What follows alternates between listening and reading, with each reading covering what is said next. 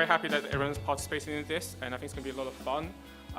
It's a brainstorming session. For the first half hour, you'll focus on brainstorming, and then there'll be about 20 minutes for you to step back as a group and reflect, pick out interesting patterns to present, interesting findings you have, and surprises are great.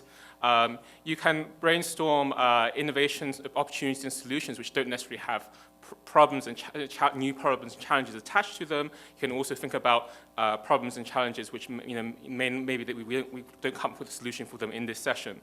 And we want to make sure in each group that we get through each of the different kinds of industry actor. So that we have a well-rounded exploration of the landscape. I think the main thing is to have lots of fun and come up with imaginative ideas. Don't be afraid to step outside the kind of common wisdoms and comfort zones. Thank you. The story here is that if you look at the dashboard, most people here agree that that's probably not going to happen. So if actually these industries are successful with that particular dashboard, then that actually poses a real huge problem. Because the kind of things that led to that success make these two types of innovation very different. So if indeed no bundling, the other things, look at that first graph, happens, and everything still gets great for these players, then that's going to actually build up a problem that will eventually emerge later down the line. It could be 2020, but that's a problem. So again, that's what the story is here. That is a very difficult particular piece for us to address. Our members of the group did a great job, but that's what happened. 800-pound gorilla in the room. You're successful by doing the same things you've always done in an environment where change is absolutely necessary. That's a problem. If social networks are changed and data is no longer available, elections as we currently run them and as was run the last election will change. So if we need more regulation, we're going to elect people by what process and who's going to set those regulations. The whole fabric of the last election would have been quite different if there wasn't the ability to target voters. We were obviously on the side of this privacy power, which is the world where privacy is tantamount. Everything needs to be opted into, and you have to agree to participate in any sort of divulgence of your privacy. Really, it is disruptive. So they would definitely have to reinvent themselves in some way or another. It's kind of hard to tell what the effect is, but obviously from a monetization standpoint, what they're monetizing on today is, I don't want to call it exploiting your privacy, but using your privacy. So they would have to change that, obviously. For government, it's going to be focusing on maybe antitrust regulation against search engines, right? Because if things are bundled, people are going to rely more and more on search.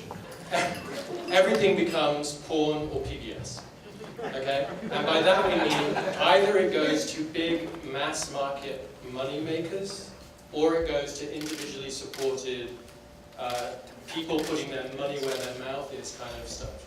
So in that sense, PBS, where basically PBS is funded by the viewers who want to watch the programs that they want to watch, or the big mass market moneymaker in the media and entertainment world, which most people say is the elephant in the room, but the porn industry. So it becomes one of those two things. So for content producers, the big content producers will go back to a world of it being Towering Inferno and The Poseidon Adventure, because those are big mass market blockbusters who can be sold worldwide, and we will lose the niche kind of, we will lose things like Silver Lining Playbook because it's considered too niche or too arty, and instead that will be funded through things like Kickstarter campaigns.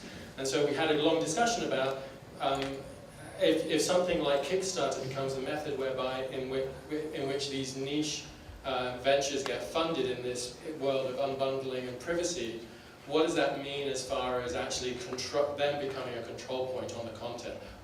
Who's allowed to put stuff on Kickstarter? Who's allowed to actually put stuff forward? So the control point changes. It becomes, instead of a mass market corporation control point, instead the social in some ways becomes a control point.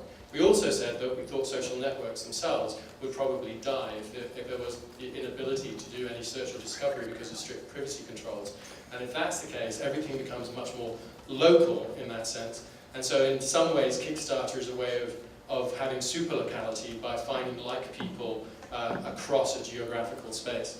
You know, for advertisers is knowing who the actual audience is. So because it is digital, because you're getting the content anywhere, anytime, you can measure that, right? And so for them, it's a true value. So I think I've heard someone already talk about Nielsen.